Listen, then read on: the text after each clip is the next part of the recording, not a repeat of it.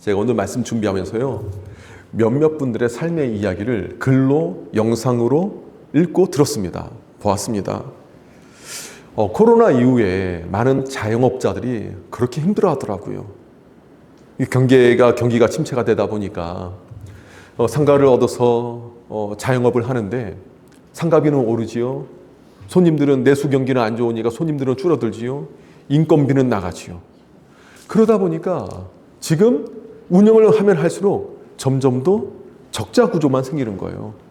그래서 어떤 분은 이런 글을 쓰더라고요. 오늘도 너무나 힘들어서 직원들 다 내보내고 불을 끈 상가 자리에 앉아서 한숨을 내쉬었습니다. 길이 보이지 않는다고, 앞이 보이지 않습니다. 라는 글을 올리셨습니다. 제가 또 영상을 찾아보니까요, 카페 창업자 하는 분들의 이야기를 들었습니다. 그 제목이 그러더라고요. 폐업하는 사람이 부럽습니다. 라고 제목이 달려 있어요. 저는 그 제목이 충격이었어요. 아니, 좀 장사가 잘 돼서 부자가 되는 사람이 부럽습니다. 라고 말하는 게 맞는 거잖아요. 그런데 폐업하는 사람이 부럽다는 거예요. 왜 그런가 이야기를 들어보니까 상가를 내서 똑같이 임대료는 나가고 인건비는 올라서 인건비도 나가는데 손님이 없다 보니까 운영하면 할수록 적자 구조가 쌓이는 거죠. 그런데 이것을 폐업하고 싶은데 폐업하려고 해도 그 뒤에 상가에 들어오는 사람이 없다라는 거예요. 폐업이 안 되는 거예요. 계약 기간은 남아있고. 그러니까 운영은 해 나가야 되는데 적자는 쌓여가니까 그 카페 사장님은 폐업하는 사람이 보면, 그러니까 폐업하는 사람이 부럽다는 거예요. 오죽했으면 얼마나 길이 막막할까, 얼마나 답답하면 이런 말을 할까라는 이야기를 제가 들었습니다. 참 가슴이 아팠는데요. 이 경제적인 문제로 길이 보이지 않고 답답하고 막막한 사람들이 얼마나 많은지 모르겠어요. 그뿐입니까? 목회를 하면서 많은 분들의 이야기를 듣지 않았겠습니까? 경제적인 문제뿐만 아니라 건강의 문제로 발목이 잡힌 분이 있어요. 가장인데 순간 건강이 무너진 거예요. 한참 아이들은 커나가면서 이 뒷받침을 해줘야 될 그 시기인데 가장인 내가 무너져 있으니까 치료받아야 되니까 우리 가족이 어떻게 될 것인가에 대해서 길이 막막해서 눈물을 흘리는 가장의 이야기를 들었고요. 또 어떤 경우는 나는 아니라 할지라도 가족의 건강에 무너지다 보니까 내가 어떻게 할 수 있는 길이 없어서 답이 안 보입니다. 내일이 안 보입니다. 라고 말하는 분들도 봤습니다. 제가 이 말씀을 준비하는데 그분들의 이야기를 듣는데요, 저도 몇 가지 사건이 떠오르더라고요. 길이 보이지 않고 답답할 때가 있었습니다. 예를 들면 지난 12월 달에 있었던 일입니다. 안 그래도 저 개인적으로 많은 일이 있지 않았겠어요, 12월 달에. 그런데 그날 그 해에 또 눈이 많이 왔습니다. 안 그래도 복잡해 있는데 전화 한 통이 왔어요. 학교예요. 그 아이가 지금 눈이 크게 문제가 생겼다는 거죠. 얘기를 들어보니까 뭐냐면 그때 저희 아이는 중학교 1학년이었고 중학교 2학년 아이들이 눈이 내리니까 눈 뭉쳐가지고 눈싸움 하는 거예요. 그런데 그 눈이 녹았다, 얼었다니까 얼음 같은 눈이었던 것 같아요. 근데 아이가 눈을 던졌는데 애가 잘못 던져가지고 다른 쪽에 있었던 저희 아들의 눈에 직격탄으로 맞은 거예요. 그래서 아이는 앞이 보이지 않는다는 거예요. 실핏줄이 터졌어요. 빨리 병원에 데리고 가라고 해서 병원에 데리고 가니까 의사가 뭐라고 말하냐면 장담할 수 없습니다. 실핏줄이 터졌는데 지금 피가 맺혀가지고 앞이 보이지 않는 겁니다. 그렇기 때문에 잠을 잘 때에도 앉아서 자야 됩니다. 그리고 오랫동안 저희 아들은요, 앉아서 잤어요. 그리고 집에 와서 물어보는데 앞이 안 보인다는 거예요. 막막하더라고요. 안 그래도 사택의 문제, 예배초소의 문제, 이런 문제 저런 문제 있는데 아들까지 앞이 안 보인다고 하니까 의사는 장담할 수 없다고 하니까 얼마나 제 마음속에 이 답답함이 있었는지 모르겠습니다. 여러분, 우리도 그럴 때 있지 않습니까? 물론 감사하게도 지금 저희 아이는 잘 보고 있어요. 예, 그때 이후로 물론 시력이 좀 떨어지긴 했지만 예, 앞을 잘 보고 있습니다. 이게 감사하긴 한데 당시에는 얼마나 막막하고 답답하고 그리고 힘겨운 시간이었는지 모릅니다. 사랑하는 성도 여러분, 우리가 살다 보면 그럴 때 있지 않습니까? 예상하지 못했던 인생의 막다른 골목에 막다른 길에 내가 몰려서 이러지도 못하고 저러지도 못하고 삶이 퍽퍽하고 녹록치 않은 인생 가운데 답답함을 느낄 때가 있지 않습니까? 내일이 안 보이는 거죠. 이렇게 경제적인 문제로, 건강의 문제로, 때로는 영적인 문제로, 관계의 문제로 하루가 눈뜨기 힘들어질 때, 내일이 보이지 않을 때 여러분 그때 어떻게 그 시간을 통과해 오셨습니까? 오늘 말씀 보면 오늘 말씀에도 그런 장면이 나옵니다. 이스라엘 백성이 막다른 길에 서 있습니다. 앞에는 홍해가 있고 뒤에는 애국 군대가 있습니다. 앞으로도 갈 수 없고 뒤로도 돌아갈 수도 없었습니다. 그런데 바로 그 지점에서 하나님께서 놀라운 일들을 이루신 사건이 오늘 말씀에 기록되어 있습니다. 오늘 말씀을 통해서 우리에게 주시는 메시지, 선명한 메시지가 있어요. 바로 우리 하나님은 길을 만드시는 하나님이십니다.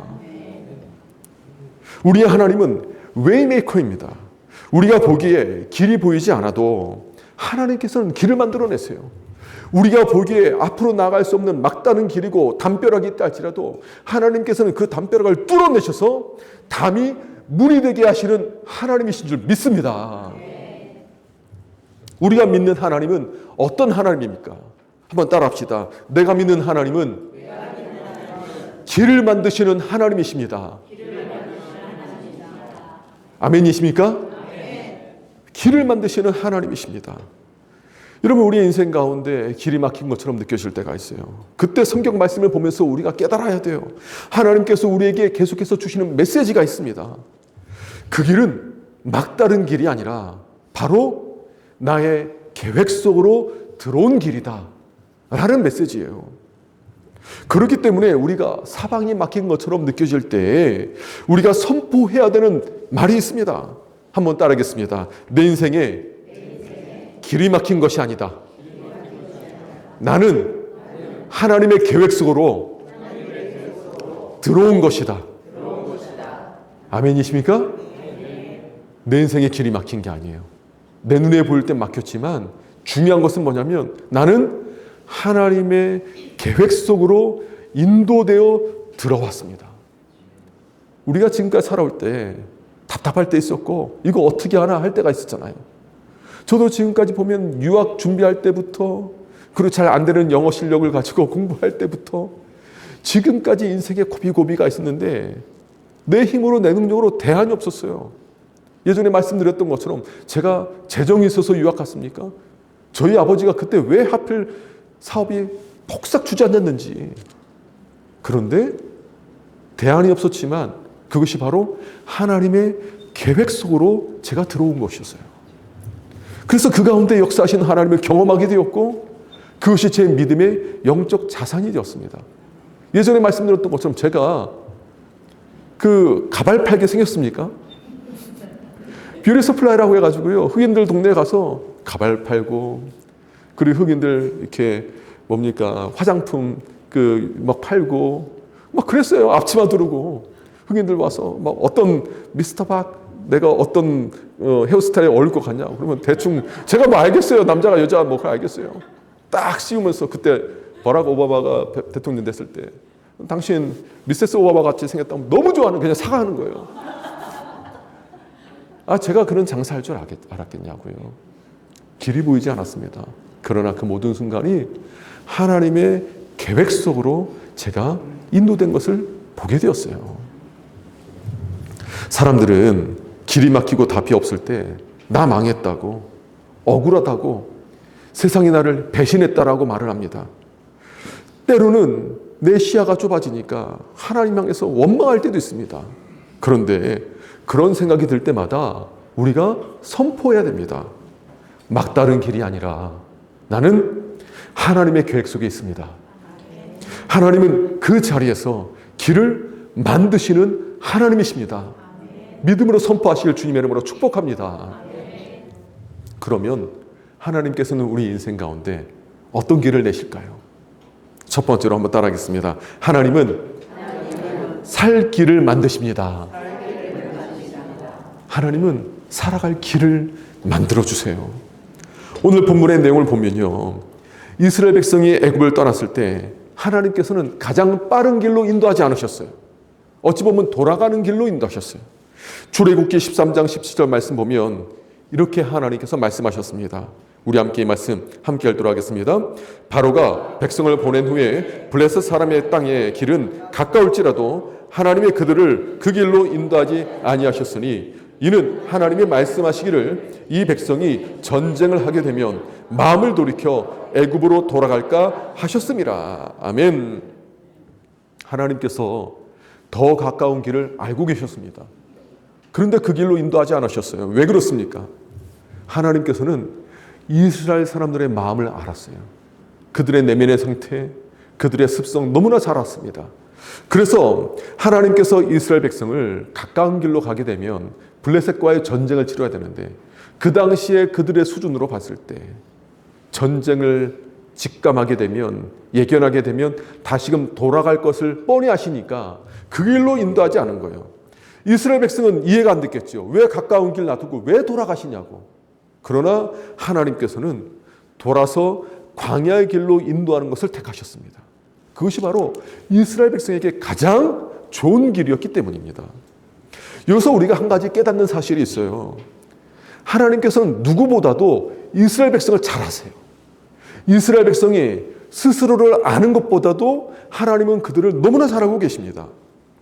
그래서 하나님께서는 이스라엘 백성을 인도하실 때에 오늘 말씀 보면 매우 섬세하게 세밀하게 인도하시는 것을 볼 수가 있습니다. 여러분, 이 사실이 우리에게 주시는 메시지가 있어요. 하나님께서 우리의 인생길도 인도하십니까? 인도하지 않으십니까? 인도하세요. 그런데 하나님께서 우리를 인도하실 때 단순히 큰 방향만 설정하시고, 단순히 우리의 인생 가운데 목적지만 설정하시고 거칠게 인도하시는 분이 아니시라는 거예요. 하나님께서는 우리 체질을 아십니다. 생각을 아십니다. 형편을 아십니다. 내면을 아십니다. 영적인 수준을 아십니다. 그렇기 때문에 우리의 연약함까지 아시고 우리의 상황을 고려하셔 우리를 인도하시는 하나님이신 줄 믿으시길 바랍니다. 그렇게 하나님께서는요, 우리를 좋은 길로, 궁극적으로 좋은 길로 인도하시는 거예요. 이 사실이 우리 가운데 큰 은혜가 되고 기쁨이 됩니다. 그런데 오늘 말씀 보면 하나님께서 이스라엘을 인도하실 때, 그래요, 돌아가는 것까지 이해가 돼요. 그런데 하나님께서 어떤 길로 인도하셨냐면 막다른 길로 인도하셨어요. 이스라엘 사람들이요, 두려워했던 것이 크게 보면 두 가지인데, 하나는 큰 물을 두려워하는 민족입니다. 여러분, 바다를 보지 못한 사람들은요, 바다 보면 이것이 나한테 두려움으로 임하게 돼요. 그리고 이스라엘 백성이 두려워하는 것이 또 뭐가 있었을까요? 애굽의 군대가 두려운 거예요.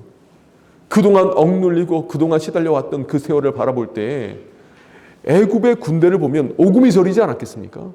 그런데 하나님께서 인도하신 길은 앞에는 홍해가 넘실거리고 뒤에는 애굽 군대가 지금 진격해오는, 살기를 품고 도끼를 품고 진격해오는 그 막다른 곳으로 하나님께서 인도하셨어요. 때로는 우리 인생 가운데도 왜 나를 이렇게 인도하십니까? 내가 그렇게 이것만큼은 이루어지지 않아야 되는데, 이것만큼은 하나님께 건드리서는 안 되는 건데, 내가 두려워하고 내가 가장 힘들고 어려운 것을 하나님께서 건드시면서 그 길로 몰아넣으실 때가 있죠. 앞으로 나갈 수도 없고 그렇다고 뒤로 돌아갈 수도 없는, 이러지도 못하고 저러지도 못하는 상황에 하나님께서 우리를 밀어넣으실 때가 있어요. 왜 그렇게 하실까요? 여러분, 이것이 우연이겠습니까? 아니에요. 성경을 보면 하나님께서 이스라엘 백성을 일부러 그렇게 인도하셨습니다. 출애굽기 14장 2절 말씀 보면 이렇게 말씀하시죠. 우리 함께 이 말씀 함께 읽도록 하겠습니다. 이스라엘 자손에게 명령하여 돌이켜 바다와 믹돌 사이에 비하히롯 앞 곧 바알스본 맞은편 바닷가에 장막을 치게 하라. 아멘. 하나님께서 이곳으로 인도하셨어요. 보니까 좌로도 우로도 빠져나갈 수가 없어요. 어떤 분은 그렇게 말해요. 아니, 앞 뒤가 막혔으면 좌우는 열려 있네. 왼쪽으로 오른쪽 도망치면 될 거 아니야. 아니에요. 협곡과 계곡 사이. 좌우로 도망칠 수도 없어요. 그곳으로 하나님께서 몰아넣으신 거예요. 왜 그러냐면 출애굽기 14장 4절 말씀 보면 이런 말씀이 있죠. 제가 한번 읽어드릴게요. 내가 바로의 마음을 완악하게 한즉 바로가 그들의 뒤를 따르리니 내가 그와 그의 온 군대로 말미암아 영광을 얻어 애굽 사람들이 나를 여호와인 줄 알게 하리라 하심에 무리가 그대로 행하니라. 아멘. 하나님께서 이 모든 것을 계획하셨습니다. 그래서 이스라엘 백성은 막다른 길에 인도된 것이 아니라 인간적으로 보면 막다른 길이지만 근원적으로 보면 하나님의 계획 속으로 들어오게 된 것입니다. 이 사실이 중요한 것입니다. 그래서 우리도 인생의 막다른 길처럼 느껴질 때에 생각의 전환이 필요한 거예요. 무슨 전환이 필요합니까? 생각의 전환. 그래서 무엇으로 우리가 선포해야 됩니까? 앞서 우리가 고백했던 것처럼 앞이 보이지 않고 방법이 보이지 않는다고 해서 길이 막힌 것처럼 보인다고 해서 낙심할 것이 아니라 하나님의 계획 속에 있습니다. 라고 생각하십시오. 선포하세요. 왜 나에게 이런 일이? 그런 말이 나올 수 있지만 그럴수록 생각의 전환이 필요해요. 불신앙의 생각, 믿음 없는 생각이 아니라 하나님의 계획 속에 있습니다. 하나님께서 이 일을 통하여 하나님의 일을 이루실 것입니다. 생각의 전환이 필요한 줄 믿으시기 바랍니다. 하나님께서 이스라엘 백성을 왜 이곳으로 이끌게 하셨습니까? 그 이유 단 하나예요. 궁극적인 목적은 뭐냐면 이스라엘 백성이 길을 만드시는 하나님을 경험하게 하기 위해서입니다. 광야 길을 앞으로 쭉 해나가야 될 텐데 길을 만드신 하나님, 길을 뚫어내신 하나님, 능력의 하나님을 경험하게 하기 위해서입니다. 사람에게 내가 해낼 수 있는 방법이 하나라도 있으면 사람들이 온전히 하나님을 의지할까요? 의지하지 않을까요? 의지하지 않아요. 그 방법 바라보죠. 물론 믿음으로 하나님 이렇게 해주세요라고 말하지만 내 안에 또 다른 대안이 있으면 하나님께서 이렇게 역사하시지 않으면 이 대안대로 가면 되지. 사람이 계산이 그런 쪽으로 빨라요. 이스라엘 백성도 그들의 믿음의 상태를 보면 자신들이 가지고 있는 대안이 있으면 하나님을 온전히 의지하지 않았을 거예요. 이쪽으로 가자고 해서 무리지어 갔을 겁니다. 그들의 영적 상태를 보면. 그런데 그들은 어떠한 대안도 가지고 있지 않았습니다. 하나님께서 그 길로 몰아넣으신 겁니다. 하나님께서는요, 때로 사람의 방법이 완전히 끊어져 있는 그 자리에서 우리를 그 길로 인도하십니다. 바로 홍해 앞이 그런 자리예요. 그것은 막다른 길이 아니라 하나님의 능력이 나타나는 자리가 되는 줄 믿습니다. 사랑하는 성도 여러분, 우리 인생에도 홍해가 있지 않습니까? 앞이 보이지 않는 경우가 있지 않습니까? 방법이 없는 경우가 있지 않습니까? 그럴 때 분명히 기억하십시오. 마귀는 다른 생각을 자꾸 넣어주려고 그래요. 그러나 믿음의 사람들은 불평하지 말고 원망하지 말고 기도함으로 선포하셔야 됩니다. 모세처럼 하나님께 부르짖어야 됩니다. 하나님의 계획을 보여달라고, 하나님의 인도하심을 보여달라고 부르짖어 기도하시길 바랍니다. 그래서 다시 한번 확인할게요. 우리 하나님은 어떤 하나님이세요? 길을 만드시는 하나님이세요. 어떤 길을 만드시는 하나님이십니까? 살 길을 만드시는 하나님이십니다. 길이 보이지 않아도 방법이 없어도 하나님께서는 그 길을 드러내세요. 살 길을 여시는 하나님을 붙드십시오.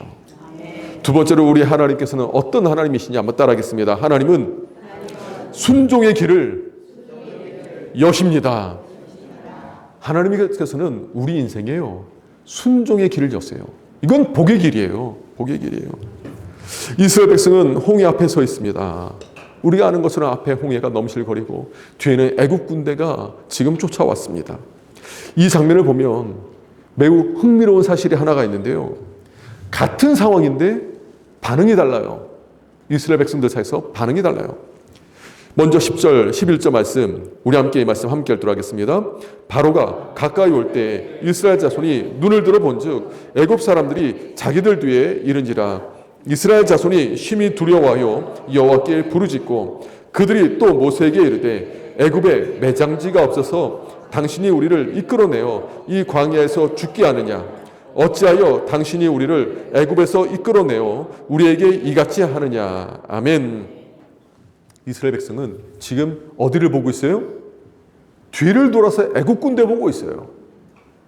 뒤에는 애국 군대 죽음의 위협이 있는 곳입니다. 상황이 점점 더 다급해지고 절박해지자 백성들이 보인 반응이 무엇입니까? 불평이고 원망이고 절규였습니다. 사람이 두려움에 임하게 되면요, 조급해지기 시작해요. 조급해지면 시야가 좁아집니다. 시야가 좁아지면 원망하기 시작하고 불평불만하기 시작해요. 가만히 보세요. 사람들이 불평불만할 때 보면, 아니 조금만 더 보면, 조금만 이쪽으로 바라보게 되면 보이는데 그거 바라보지 못하니까 불평불만하는 거 아니에요? 우리 주변도 그래요. 그래서 이스라엘 백성이 시야가 좁아지니까 그동안 하나님께서 애굽에서 역사하셨던 그 많은 이적들 보지 못하는 거예요. 애굽에서 10가지 재앙을 내리시면서 이스라엘 백성을 인도하셨잖아요. 보지 못하는 거예요. 하나님의 역사하심을 보지 못하는 겁니다. 그리고 나서 그들이 보였던 것은 홍해와 애굽 군대였어요. 오늘 10절 말씀 보면 이스라엘 백성이 여호와께 부르짖고 라고 기록되어 있는데요. 지금 이스라엘 백성이 하나님께 부르짖고라는 것은 믿음의 기도를 올려드리는 것이 아니에요. 공포, 절망 속에서 하나님 향해서 그냥 절규하는 거예요. 절규. 기도가 아니고 그냥 원망의 소리를 내는 것이고, 하나님께 원망하면 이 두려우니까 하나님의 대리자라고 느꼈던 모세를 자꾸 붙들고 시비 거는 거예요. 모세에게 원망하는 거예요. 이 부르짖음은 기도가 아니었습니다. 사랑하는 성도 여러분, 우리도 그럴 때 있지 않습니까? 문제가 생기면 하나님의 은혜를 잊어버릴 때가 있지 않아요? 지금까지 하나님께서 기적같이 내 인생 가운데 역사하셨음에도 불구하고 그때를 생각하지 못하고 지금 문제 속에서 하나님 왜 이러시냐고, 왜 그때 막지 않으시냐고, 지금의 문제만 커지다 보니까 나에게 역사하신 하나님 바라보지 못하고 원망할 곳이 있지 않았습니까? 불평과 원망하게 되면 하나님의 은혜는 다 까먹게 되는 거예요. 그런데 모세가 뭐라고 그래요? 13절 말씀 보면 모세가 이렇게 말하죠. 우리 함께 말씀 읽습니다. 모세가 백성에게 이르되 너희는 두려워하지 말고 가만히 서서 여호와께서 오늘 너희를 위하여 행하시는 구원을 보라. 너희가 오늘 본 애굽 사람을 영원히 다시 보지 아니하리라. 아멘. 아멘. 여기서 가만히 서라 라는 말씀은요, 그냥 단순히 서 있어 라는 말이 아닙니다. 히브리어의 뉘앙스를 보면 조용히 해, 이건 제 얘기가 아니라 주석책의 학자의 이야기예요. 입 다물어, 그 얘기예요.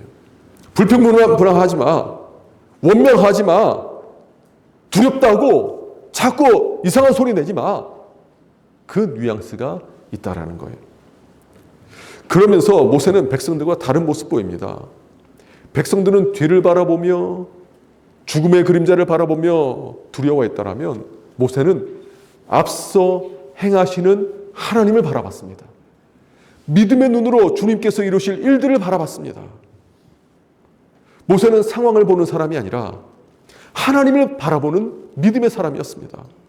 그래서 모세가 뭐라고 말합니까? 너희는 두려워하지 말고 가만히 서서 하나님께서 오늘 너희를 위하여 행하시는 일을 바라보라고 말씀하셨습니다. 하나님께서 오늘 너희를 위하여 행하시는 하나님, 너희를 위하여 싸우시는 하나님을 바라보라고 믿음으로 선포하는 것을 볼 수 있습니다. 뒤를 돌아 애굽을 바라보면 두려움이 보여요. 그러나 앞서 행하시는 하나님을 바라보면 구원이 보입니다. 한번 따라하겠습니다. 뒤를 돌아 애굽을 보면 두려움이 보이고 앞서 행하시는 하나님을 보면 구원의 길이 보입니다. 믿으십니까? 문제만 바라보면 두려움이 보이는데요. 하나님께서 이루실 일들 바라보면 기대가 되고 소망이 되고 구원의 길이 보이는 거예요. 그러니까 우리도 우리의 인생길에 뒤를 돌아보고 문제만 바라보고 두려워하지 마시고 앞을 내다보고 하나님께서 이루실 큰 일 바라보고 놀라운 일 바라보고 하나님의 기적을 바라보며 소망하시기를 주님의 이름으로 축복합니다. 그때 하나님께서 모세에게 뭐라고 말씀하셨습니까? 출애굽기 14장 15절의 상반절 말씀 이렇게 말씀하셨어요. 우리 함께 말씀 읽습니다. 여호와께서 모세에게 이르시되 너는 어찌하여 내게 부르짖느냐. 아멘. 지금 하나님께서 모세에게 너는 어찌하여 내게 부르짖느냐 말하는 거 무슨 의미일까요? 책망일까요? 아닐까요? 아니에요. 이거 책망이 아니에요. 기도하지 말라는 얘기일까요? 우리나라 한글로는 오해하기 쉽죠. 너 왜 기도하고 있어? 그런 차원이 아니에요. 모세는 믿음으로 하나님께 기도했는데 무슨 뜻이냐면 이제는 믿음으로 움직여야 할 때야. 믿음으로 순종해야 될 때야. 믿음의 액션을 취해야 될 때야. 라는 메시지예요. 우리가 기도만 하고 움직이지 않으면 하나님께서 기도는 했는데 왜 안 움직여? 기도했으면 믿음의 행보를 보여야지 라고 순종하는 믿음을 하나님께서 요구하세요. 그래서 지금은 울부짖을 때가 아니라 믿음으로 움직일 때임을 하나님께서 말씀하는 것입니다. 여러분 우리가요 기도 안 하고 움직이는 것도 문제지만 기도만 하고 안 움직이는 것도 문제예요. 무슨 얘기인지 아시겠죠? 예전에도 제가 예를 들었는데 신학교에서 어떤 신학생이 시험 기간이 됐는데 공부는 안 했어요. 다른 사람들은 공부하고 도서관 파는 열심히 공부하거든요. 그런데 이 신학생은 그 공부하러 도서관에 안 가고 이 기도실 가서 밤새도록 기도했다는 거예요. 다음 날 시험지 딱 받았는데 문제가 아는 문제일까요? 모르는 문제일까요? 본인은 하나님께서 즉각적인 응답을 주셔서 막 떠올리게 할 줄 알았는데 그게 아닌 거예요. 그런데 이 신학생이요. 그래도 신학생이라고 그동안 기도한 그게 있으니까 답을 뭐라고 썼는지 아십니까? 하나님은 다 아십니다. 신학교 교수님 봤을 때 이거 맞았다고 하기도 뭐하고 틀렸다고 하기에는 하나님 다 아신다는데 틀렸다고 말할 수도 없고. 근데 교수님 뭐라고 했는지 아세요? 하나님은 다 아시니까 100점. 너는 아무것도 모르니까 너는 빵점. 그렇다. 기도해야 돼요. 그러나 기도하고 움직여야 되는 거예요. 지금 모세가 하나님께 그 말씀 들은 거예요. 지금은 기도했으니 이제 움직여야 될 때다. 순종으로 나가야 될 때다. 그러면서 15절 하반절부터 16절까지 말씀 보면 이렇게 하나님께서 말씀하셨어요. 제가 한번 읽어드릴게요. 이스라엘 자손에게 명령하여 어떻게 하는 거예요? 앞으로 나가게 하고 그리고 너는 어떻게 하라는 겁니까? 지팡이를 들고 손을 바다 위로 내밀어서 그것이 갈라지게 하라. 이스라엘 자손이 바다 가운데서 마른 땅으로 행하리라. 지금 하나님께서 모세에게 이해가 될 만한 전략을 주신 게 아니에요. 그냥 백성들로 하여금 안 그래도 두려워하는데 바다가 넘실거리는데 두려워하는데 나가라고 하니까 이스라엘 백성에게도 순종이 요하는 거고요. 그 말을 선포할 모세에게도 순종이 필요했던 거예요. 그런 선포하는 게 쉬웠을까요? 어려웠을까요? 아니 지금 돌 맞을 판이에요. 앞에 홍해가 있는데 지금 완전히 외통수인데 지금 저 앞으로 나가라고요? 바다 앞으로 더 나가라고요? 지금 나를 수장시키려고 하는 것 같지 않아요? 서로가 하나님 말씀에 순종의 모습이 필요했어요. 그러면 대안이 있어야 되는데 보트가 있는 것도 아니고 뭐 길이 있는 것도 아닌데 지금 모세가 취해야 될 행동은 딱 하나예요. 뭐예요? 지팡이를 앞으로 내밀라는 거예요. 그 얘기가 우리는 이해가 됩니다. 앞으로 어떤 일이 펼쳐질지 알아요. 근데 당시에 이스라엘 사람들이 그 얘기 들었을 때 모세가 만약에 믿음 없는 소리를 들었을 때 이것처럼 허무맹랑한 명령이 어디 있습니까? 제가 만약에 우리 집사님들에게 일단 저기 어느 교회가 있으니까요. 가서 예배 드리십시오. 그리고 이거 우리 거라고 한번 주장해 보세요. 라고 가십시오. 그럼 갈 사람 있어요? 자, 이제부터 우리는 국회에서 예배드립니다. 가셔서 국회의원들 다 나오라고 하고 그래서 우리 예배들 우리 거라고 한번 하십시오. 가십시오. 전 뒤에 뒤따라가겠습니다. 앞서서 행하실 분이 있으십니까? 제가 이게 비유가 적절한지 모르겠지만 이스라엘 백성들 볼 땐 너무나 힘든 명령이었어요. 모세도 말이 떨어지기 쉽지 않은 일이었어요. 그런데 바로 그 순간이 순종의 길이 시작되는 순간입니다. 모세가 지팡이를 들고 바다 위로 손을 내밀자 그때 홍해가 갈라지는 역사가 일어났습니다. 사랑하는 성도 여러분, 하나님께서 길을 만드실 때 그 길은 순종 속에서 열리는 길인 줄 믿습니다. 하나님께서는 그냥 홀로 바다를 가르실 수 있었어요. 그러나 하나님께서는 모세의 순종을 통해 백성들의 순종을 통해 길을 여셨습니다. 왜 그렇습니까? 하나님께서는요, 우리가 순종하는 믿음을 통해서 하나님의 능력을 경험하게 되기를 원하시기 때문이에요. 하나님께서 이스라엘 백성에게 바다를 가르라고 명령하지 않으셨어요. 그들이 할 수 있는 대로 순종하여 앞으로 나아가라고 명령하셨어요. 홍해를 가르는 것은 누구의 역할입니까? 하나님의 역할이에요. 앞으로 나아가는 순종의 길은 누구의 역할입니까? 백성들의 역할이에요. 예수님께서 나사로를 부활시킬 때에도 종들에게 돌문을 굴려 옮겨 놓으라고 하셨어요. 옮겨 놓는 건 누구의 역할이에요? 사람들의 역할이에요. 그건 본인이 할 수 있어요. 그러나 죽었던 나사로를 살리는 것은 누구의 역할입니까? 하나님의 역할이에요. 그렇게 하나님께서는 우리의 순종을 통해서 하나님의 놀라운 일들을 이루어 보이시기를 기뻐하십니다. 우리에게도 마찬가지예요. 이스라엘 백성에게만 홍해가 있는 게 아니에요. 우리 인생에도 홍해가 있습니다. 앞이 보이지 않나요? 방법이 보이지 않아요. 여러분, 우리 인생 가운데 홍해 있습니까? 없습니까? 어떤 것이 지금 여러분을 앞에 넘실거리는 홍해입니까? 무엇이 길이 보이지 않는 홍해입니까? 있을 거예요. 그러나 하나님께서는 지금 우리 가운데 너는 너의 계획이 아니라 나의 계획 속에 네가 인도받은 거야. 길을 내는 나를 믿고 말씀에 순종하여 앞으로 나아가. 내가 너를 위하여 싸울 것이고 너를 위하여 길을 내실 것이고 그 순종의 길을 통해서 구원의 역사를 이뤄볼 거야.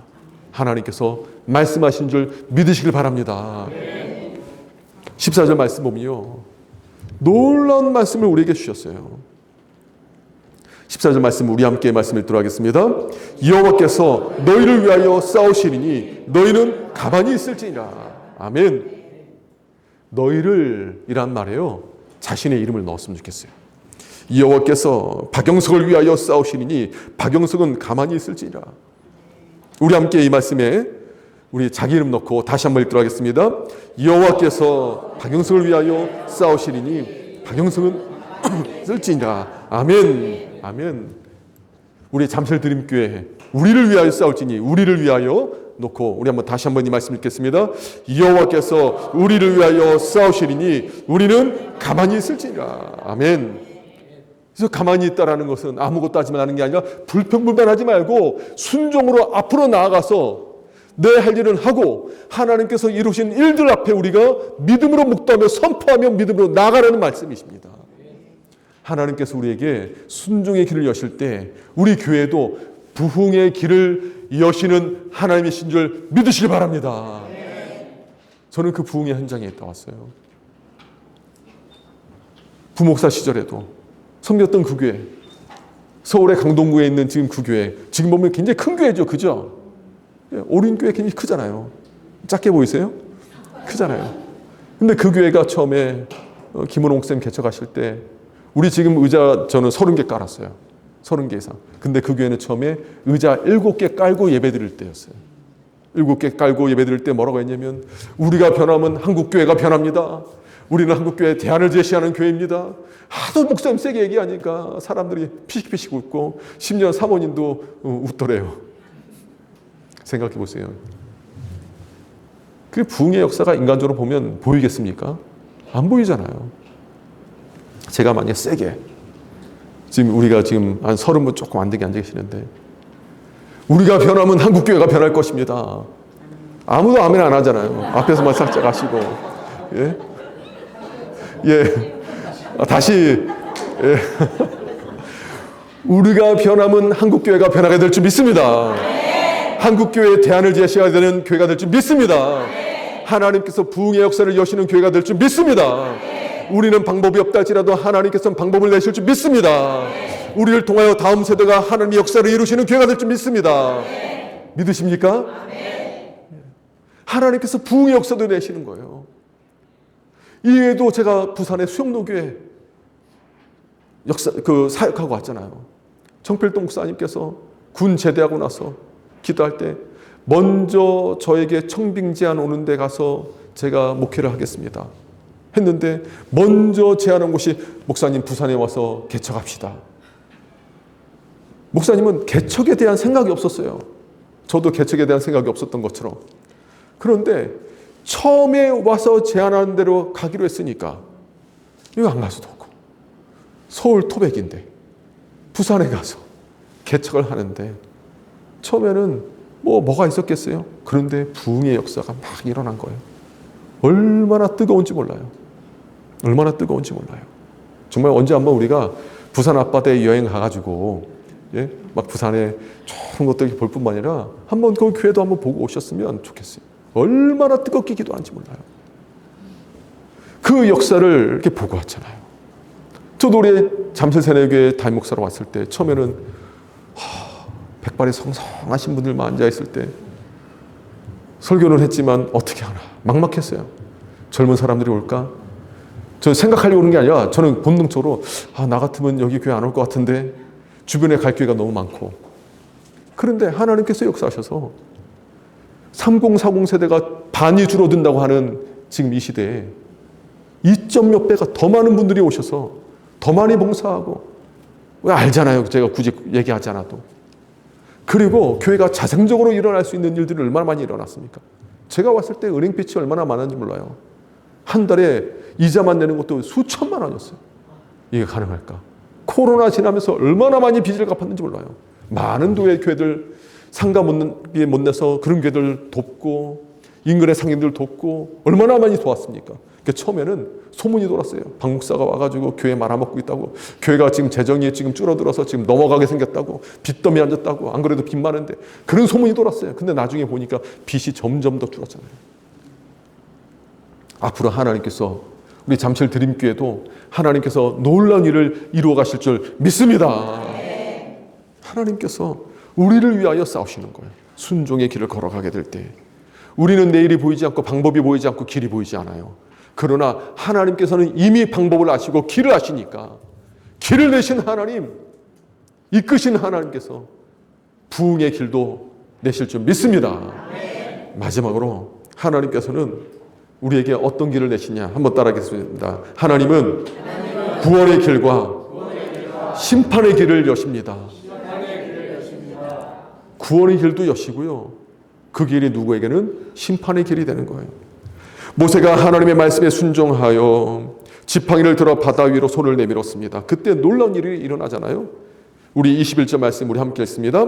모세가 바다 위로 손을 내밀매 여호와께서 큰 동풍이 밤새도록 바닷물을 물러가게 하시니 물이 갈라져 바다가 마른 땅이 된지라. 아멘. 하나님께서 바람을 보내셨어요. 여러분, 성경을 바라보면요, 이 메시지 안에는 놀라운 중요한 신학적인 메시지가 있어요. 이건 단순히 물이 갈라진 사건이 아니에요. 창조의 사건이 다시금 반복된 겁니다. 설명을 드리면요, 창세기 1장 보면 하나님께서 천지를 창조하시죠. 무에서 유를 창조하세요. 그런데 그 다음에 시작점을 보면 하나님의 영이 수면 위에 운행하시니라 말씀하고 있어요. 그리고 하나님께서 창조의 역사를 이루실 때 물과 물이 나뉘게 하시고 무티 드러나게 하시고 그것이 생명의 살아갈 수 있도록 창조하셨어요.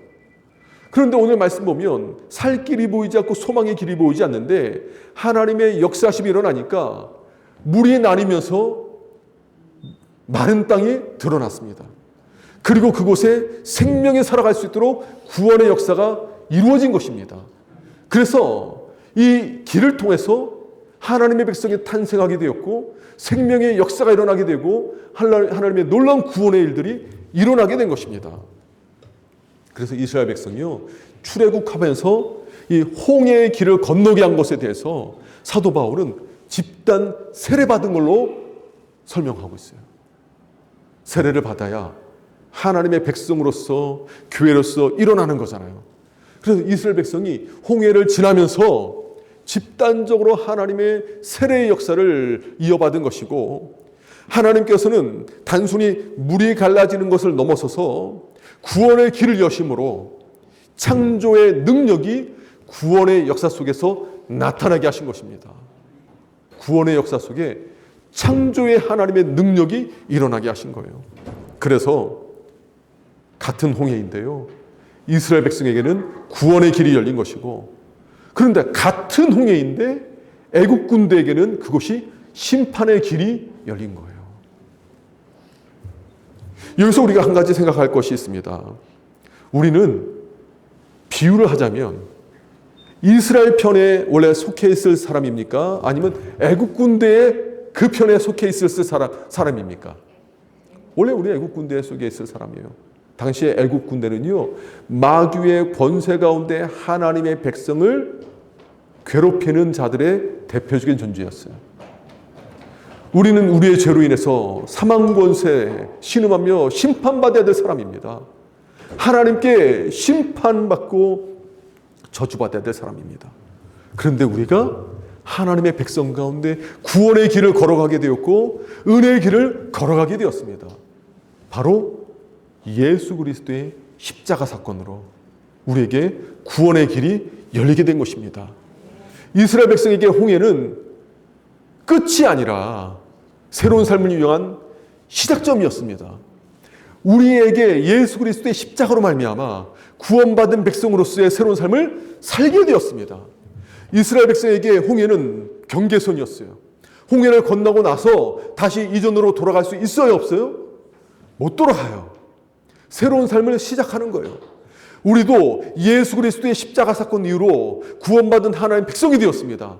그러나 예수님을 알기 이전으로 돌아갈 수 있을까요, 없을까요?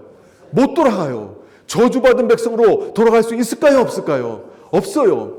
예수님의 십자가로 구원받은 하나님의 백성으로, 하나님의 은혜를 받은 백성으로 우리는 새로운 삶을 살아가게 되는 것입니다. 그래서 우리 인생에도 예수님의 십자가를 알기 전과 알고 이후에 기준점이 있는 거예요. 사랑하는 성도 여러분, 우리에게도 이런 홍해가 있지 않습니까? 우리도 예수님을 믿음으로 옛 삶에서 새로운 삶으로 넘어온 사람들입니다. 그리고 우리는 구원의 길을 걸어가고 있는 하나님의 백성입니다. 그래서 우리는 절망 속에 있을 때요, 때로는 하나님께서 나를 버린 것처럼 느껴지고 하나님께서 나를 방치한 것처럼 느껴지고 내가 나 같은 죄인을 하나님께서 사랑하실까라는 의문이 들 때에도 내 인생길에 구원의 길이 막힌 것이 아니다. 나는 하나님의 계획 속에 있다 라는 믿음을 가지십시오. 그리고 우리는 구원의 길을 만드신 하나님을 찬양하며 나아가는 믿음의 사람이 되어야 될 것입니다. 말씀을 정리하겠습니다. 사랑하는 성도 여러분, 이스라엘 백성들에게는 홍해는 끝처럼 보였습니다. 앞에는 바다가 있고 뒤에는 애국 군대가 있었습니다. 앞으로 나아갈 수도 없고 뒤로 되돌아갈 수도 없었습니다. 막다른 길이었지만 하나님께서는 그 막다른 길의 끝에서 서 계셨습니다. 그 길을 하나님께서는 열어 보이셨습니다. 그리고 이스라엘 백성은 그 길을 건너가면서 새로운 인생 여정을 시작하게 된 것입니다. 홍해는 끝이 아니라 시작점이었습니다. 우리 인생의 문제도 있죠. 막막할 때 있죠. 끝이라고, 길이 보이지 않는다고, 절망이라고 느껴지는 그 순간이 있습니다. 우리 인생에도 홍해가 있어요. 그러나 그 끝이 인생의 끝이 아닙니다. 절망의 끝이 아닙니다. 그 일을 통해서 우리는 새로운 역사를 이루실 하나님의 새 일을 보게 될 줄 믿습니다. 하나님께서는 우리에게 살 길을 여시는 하나님이십니다. 하나님은 우리에게 순종의 길을 여시는 하나님이십니다. 그 순종의 길을 걸어가면서 살 길을 역사하시는 하나님, 열어내신 하나님을 경험하게 되고요. 하나님께서는 우리에게 구원의 길을 열어보시면서 하나님의 은혜와 능력을 경험하게 할 것입니다. 그래서 우리가 인생의 막다른 길에 몰린 것처럼 느껴질 때 좌절하지 마시고 생각을 바꿔서 나는 하나님의 계획 속으로 들어왔습니다. 하나님께서 지금 하나님의 놀라운 일들을 이루실 것입니다. 그러므로 나는 좌절하지 않고 낙심하지 않습니다. 가만히 있어서 하나님께서 이루신 일들을 바라보겠습니다 라고 믿음으로 선포하고 구원의 역사를 이루실 하나님을 찬양하고 앞으로 나아가는 잠실 드림교회 성도님들 되기를 주님의 이름으로 축복합니다.